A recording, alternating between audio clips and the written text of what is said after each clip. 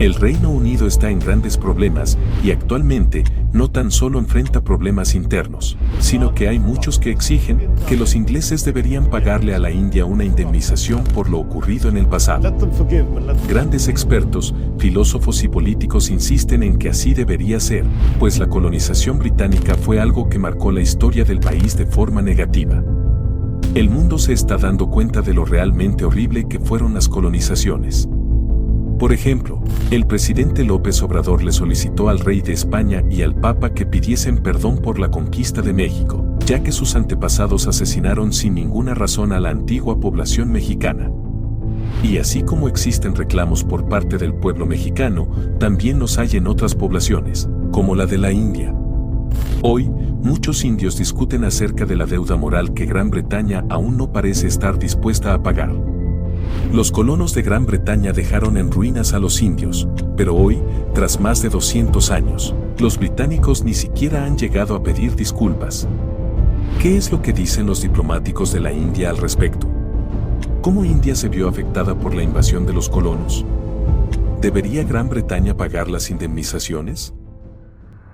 En el video de hoy, vamos a estar hablando acerca de algunas reflexiones acerca del colonialismo en la India, brindadas por uno de los diplomáticos más importantes del país. Su perspectiva nos puede ayudar a entender más acerca de cómo estas invasiones afectaron a todo el mundo, incluyendo nuestros lugares de origen.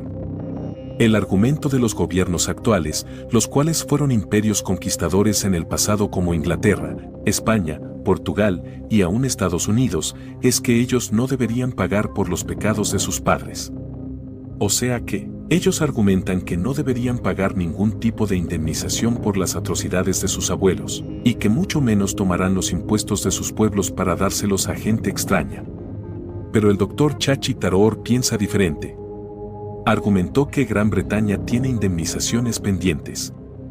Sugirió la idea de que la situación económica de las colonias antiguas empeoró por la experiencia del colonialismo británico, y ofreció el ejemplo de la India.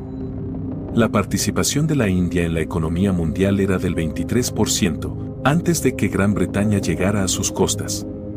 Para cuando los británicos se fueron, se había reducido a menos del 4%. ¿Por qué ocurrió eso? Simplemente porque la India había sido gobernada en beneficio de Gran Bretaña.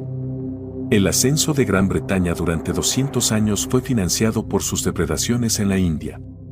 De hecho, la revolución industrial de Gran Bretaña fue en realidad una señal de la desindustrialización en la India. Por ejemplo, estaban los tejedores manuales de telares. Eran esas famosas máquinas que se utilizaban y se siguen utilizando para tejer grandes piezas de ropa, sin la necesidad de emplear electricidad. Se exportaban muchos de los productos creados con estos tejedores hasta que llegó Gran Bretaña y destruyó todo.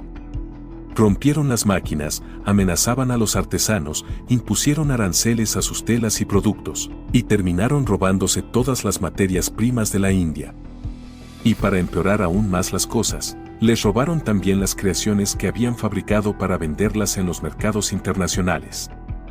Eso significó que los tejedores de la India se volvieron mendigos, y la India pasó de ser un exportador reconocido de telas a un importador. También pasó de tener el 23% del comercio mundial a tener menos del 4%. Mientras todo eso ocurría, los colonialistas, como Robert Clive, compraron sus barrios en Inglaterra con las riquezas que robaron de la India. Y como no se cansaron de cometer actos atroces, continuaron robándoles aspectos de su identidad y cultura. Los británicos tuvieron el descaro de llamarle Clive de la India, como si perteneciera al país, cuando todo lo que hizo realmente fue asegurarse de que gran parte del territorio le perteneciera. Ya para finales del siglo XIX, India se había convertido en la gallina de los huevos de oro de Gran Bretaña. Además de eso, también se había convertido en el mayor comprador de bienes británicos, y la más grande fuente de empleos para funcionarios de Gran Bretaña. Básicamente, India estaba pagando por su propia opresión. ¿Sigues aquí? ¿Nos haces un favorcito? Ayúdanos a correr este video hasta el final para apoyar este canal. ¿Nos ayudas? Ahora bien, las familias británicas representaban una quinta parte de las élites de clase rica de Gran Bretaña durante el siglo XIX. Esta gente se volvió millonaria con la economía esclavista, y le debían su dinero al transporte de 3 millones de africanos a través de las aguas. Y cuando se abolió la esclavitud en 1833, se pagó una compensación de 20 millones de libras, pero no como indemnización a aquellos que habían perdido la vida o que habían sufrido por la esclavitud, sino como indemnizaciones para aquellos que habían perdido sus propiedades. La verdad, pareciera que los británicos no están arrepentidos en lo más mínimo. Es más, la antigua contraseña del Wi-Fi de la Unión Europea incluso conmemoraba al señor Gladstone, a pesar de que su familia fue una de las que se benefició de todos estos atentados contra la dignidad humana. Profundizando un poco más en lo ocurrido en la India, se estima que murieron entre 15 a 29 millones de indios, a causa de la hambruna producida por los británicos. Por supuesto, el ejemplo más famoso de esto es la Gran Hambruna de Bengala, ocurrida durante la Segunda Guerra Mundial. Aquí murieron aproximadamente unos 4 millones de personas a causa de Winston Churchill. Como si ya lo hubiese pensado de antemano, procedió a desviar miles de suministros esenciales para los civiles de Bengala, con el fin de llevarlos hasta los europeos. Churchill fue tan lejos como para decir que el hambre de los bengalíes debilitados importaba mucho menos que la de los griegos. Fue algo que verdaderamente dijo, y cuando los funcionarios británicos le escribieron señalando que la gente estaba muriendo a causa de su decisión, preguntó furioso por qué Gandhi no había muerto todavía.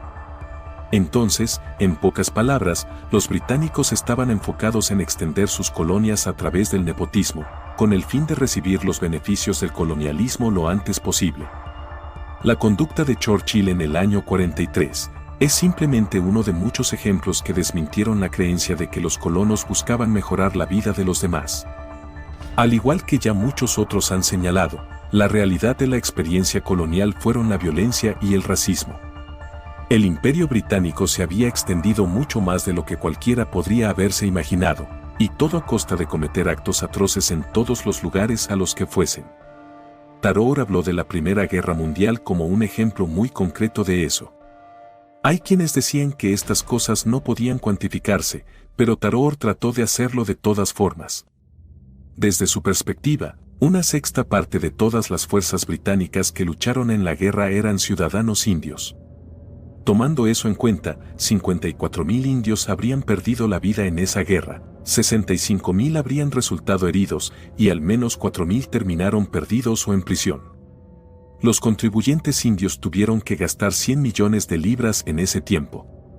Además de todo eso, India tuvo que suministrar 70 millones de cartuchos de municiones, 600.000 rifles y ametralladoras y 42 millones de prendas.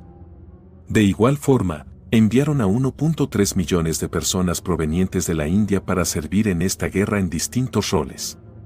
Y a eso hay que sumarle el hecho de que la India también tuvo que suministrar 173.000 animales y 370 millones de toneladas de suministros variados. Todo eso fue extraído de la India en un momento en el que estaba sufriendo de una recesión, hambre y pobreza. Al final, si calculamos la deuda de todo lo que se debe a la India con el dinero de hoy, llegaría a la suma de 8 billones de libras. Pero por desgracia, la cosa no terminaría allí. La Segunda Guerra Mundial fue aún peor, pues forzaron a 2,5 millones de indios a participar en el combate. La deuda total de la guerra de Gran Bretaña era de 21 billones de libras, de las cuales nunca pagarían nada a la India. Ahora, hay quienes también involucran a Escocia en todo este asunto. Es un hecho que el colonialismo logró consolidar la unión con Escocia. Resulta que los escoceses habían tratado de enviar colonias antes de 1707. Todos sus intentos fallarían, pero luego llegó la unión y la India estaba disponible. Las ganancias que obtuvieron en la India es lo que trajo prosperidad a Escocia. Incluso sacó a Escocia de la pobreza. Pero ahora que India ya no está allí, no es de extrañar que los lazos se estén aflojando. También existieron otros argumentos que explicaban cómo los británicos se aprovecharon de la gente de la India. Por ejemplo, los altos comisionados de Jamaica señalaron que los ferrocarriles y las carreteras se construyeron para servir a los británicos, y no a la población local. Es cierto que muchos países construyeron sus propios sistemas de ferrocarriles y carreteras, sin tener que haber sufrido algún proceso de colonización. Sin embargo, la situación es distinta cuando se trata de estos sistemas creados en India. Fueron diseñados para transportar materias primas desde el interior a los puertos, para luego ser enviadas a Gran Bretaña. A los británicos nunca les importó las necesidades del pueblo indio. No hicieron nada para transportar los productos que iba a consumir la población local. Lo que realmente sucedió fue que los ferrocarriles indios solo se construyeron gracias a los grandes incentivos que estaban recibiendo los inversores británicos. Y mientras todo eso ocurría, los indios eran los únicos que tenían que verse forzados a pagar impuestos. Como resultado, existían complejas rutas de ferrocarriles que generarían retornos increíbles a los inversores. De esta manera, Gran Bretaña obtuvo grandes ganancias, controló la tecnología y suministró todo el equipo necesario para llegar a convertirse en una especie de empresa británica privada, mientras que sacrificaban a la población india en el proceso.